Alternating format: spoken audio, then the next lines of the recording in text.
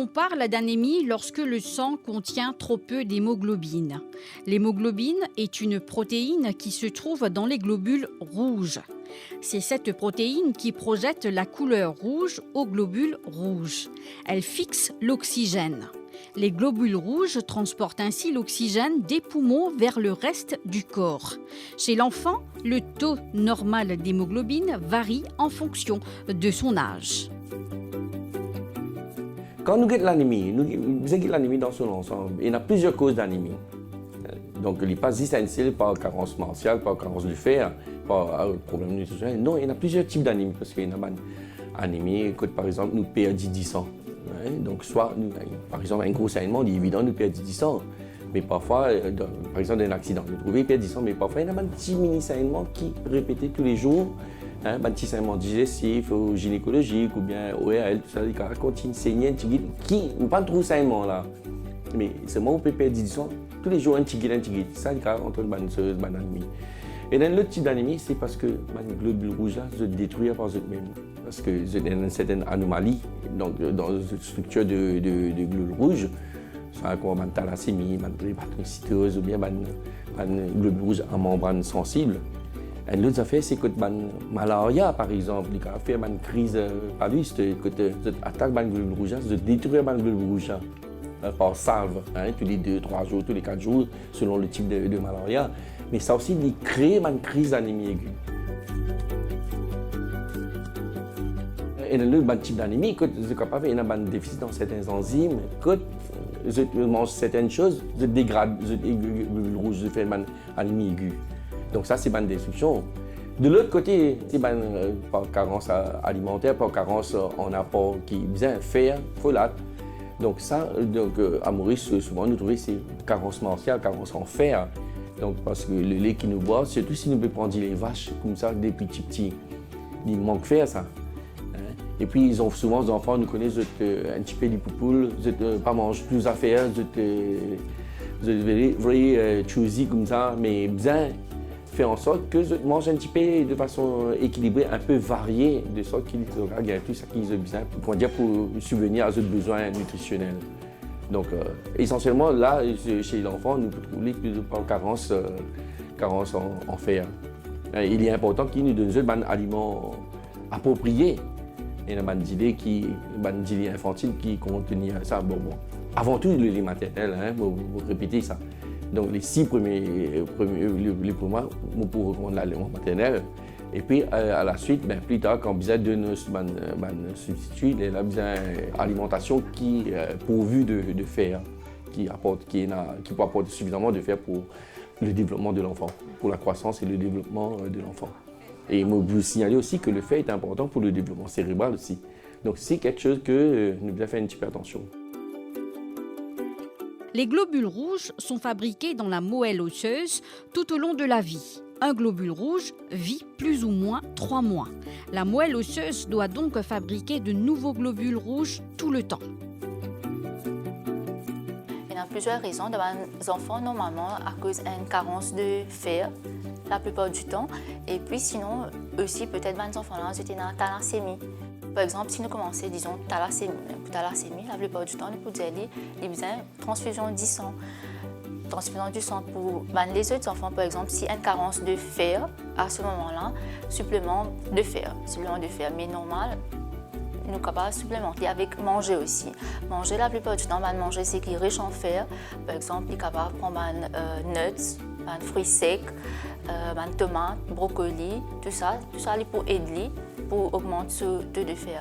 Aussi, nous trouvons qu'il y a citrus fruits, vitamine C, c'est-à-dire qu'il augmente l'absorption de fer. À ce moment-là, les enfants sont capables de prendre plus d'oranges, de prendre du jus. Pas boire trop beaucoup du thé, disons une fois le matin, mais pas prendre à chaque fois. Parce qu'il y a du monde à chaque fois du thé, café. Les enfants, bien sûr, ne boivent pas trop beaucoup de café, mais du thé. À ce moment-là, moins de thé, café, plus de citrus fruits comme orange, plus de tomates, plus de fruits secs.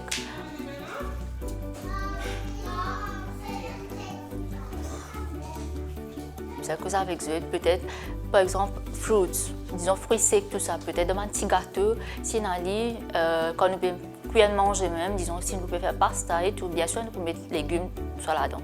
Peut-être un petit morceau de brocoli, mettez là-dedans, qui mange là, paraît appétissant, les enfants sont capables de manger. Pour fabriquer l'hémoglobine, il faut du fer, de la vitamine B12, de l'acide folique, du cuivre et d'autres choses encore. Souvent, les enfants, comme j'ai mentionné, des fois, ils sont des facilitateurs, ils ne mangent pas amplement de légumes, des fruits, et ils se retrouvent avec un appétit très comme si peu et finalement anémie. Alors, pour comme si éviter ce problème-là, alors faut encourager les enfants à manger des fruits et des légumes parce que pour pouvoir comme si absorber le fer, c'est très important d'avoir suffisamment de la vitamine C. Et à noter que la vitamine C, quand même, c'est hydrosoluble, hein, ça dissout dans l'eau.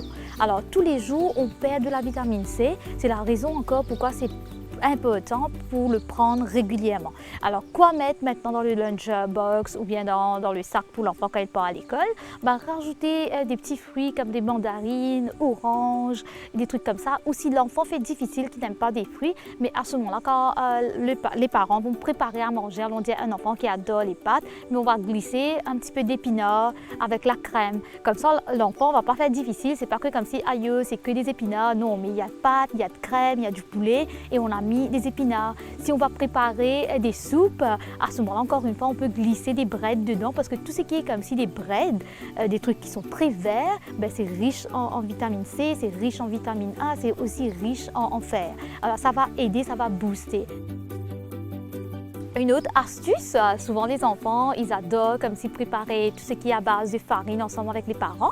Mais quand on fait des chapatis, là aussi on peut glisser des légumes dedans. Et pour les enfants, ça va être super intéressant parce que la couleur, ça va changer. Ils vont voir des chapatis rouges, des chapatis verts. Ça va être amusant et ils vont être intéressés à manger.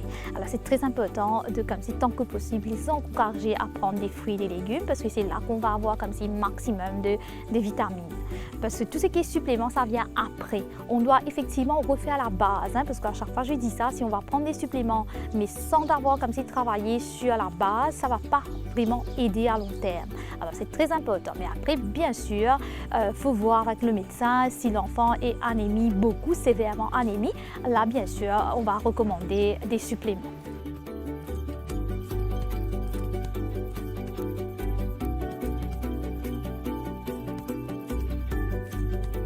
Alors pour tout ce qui est anémie extrême, et là ce sont des problèmes médicaux, il faut impérativement voir avec le médecin et être suivi par une diététicienne qui travaille en collaboration avec le médecin parce qu'il ne faut pas oublier ce sont des enfants, alors on ne va pas proposer des trucs comme si bric-à-brac, hein, on doit être très spécifique pour tout ce qui est anémie extrême et la base ça reste toujours comme j'ai dit, on doit y avoir suffisamment de la vitamine C pour pouvoir comme si booster l'absorption du fer. Mais tout ce qui est anémie extrême, ça va demander comme si des médicaments ou bien on va faire l'administration de fer intraveineuse et tout ça, ça va être décidé par le médecin. Si un enfant a une anémie, il est possible qu'il n'ait aucun symptôme. Il peut aussi avoir des symptômes liés au manque d'hémoglobine et d'oxygène. Par exemple, il est pâle, il est fatigué, il est plus vite essoufflé pendant une activité physique, il est irritable, il joue moins et il mange moins. Les parents doivent veiller sur la santé de leurs enfants.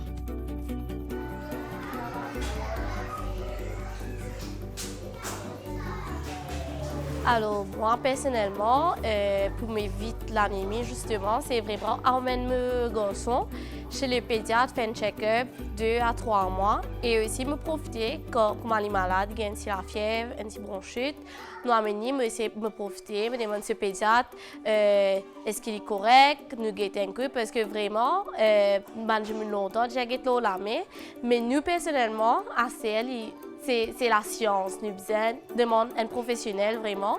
Et c'est vraiment ça, la première étape. Mais après, c'est vraiment l'aliment. Bon, il est vraiment pas évident pour les enfants de manger des légumes. Moi, ce qui me fait, me mettre dans une broyeur, me intégrer dans la soupe, de cette jurée avec ce poulet. Et ils trouvent bon. Et c'est ça qui me pensait capable d'aider les enfants là pour l'anémie. C'est vraiment la nourriture, des fruits. Si les enfants là, petits, ils ne peuvent pas manger un fruit dur comme la pomme, nous faisons une purée pour les manger et intégrer les. Et vraiment, les nuts, les amandes, les raisins, c'est quelque chose qui aide. Ça, c'est moi personnellement, je le fais.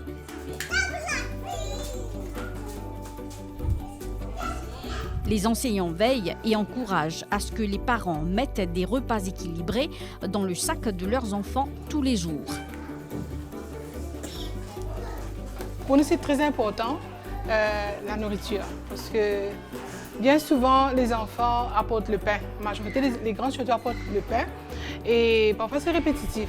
Donc, quand on voit que 2 ou 3 jours, les enfants mangent et puis après, comme s'ils ne veulent plus manger, donc on fait appel aux parents pour leur dire que s'il y a un petit souci avec le pain, mais essayez pendant 2 jours, on essaie de changer. Il y a des parents qui font des efforts à changer le menu. Nous, on est là pour ça, pour surveiller un petit peu, parce que beaucoup d'enfants n'arrivent pas à manger, équilibré. Il y a des enfants qui apportent des repas équilibrés, tels que le riz, les grains et légumes. Et ensuite, il y a des enfants qui apportent des repas, des frites, saucisses et des nuggets. Donc, à ce moment-là, on doit faire appel aux parents parce qu'il y a des jours que vraiment les enfants ne mangent pas, n'arrivent plus à manger ça. Donc, à ce moment-là, on fait appel aux parents pour leur dire que c'est pas sain, c'est pas très nourrissant aussi. Les symptômes varient aussi en fonction de la vitesse à laquelle l'anémie s'installe, de la sévérité, de la durée et de la cause de l'anémie. Ainsi, d'autres symptômes sont possibles. Il grandit moins, il prend moins de poids, il a mal à la tête, des problèmes de peau ou au niveau des ongles.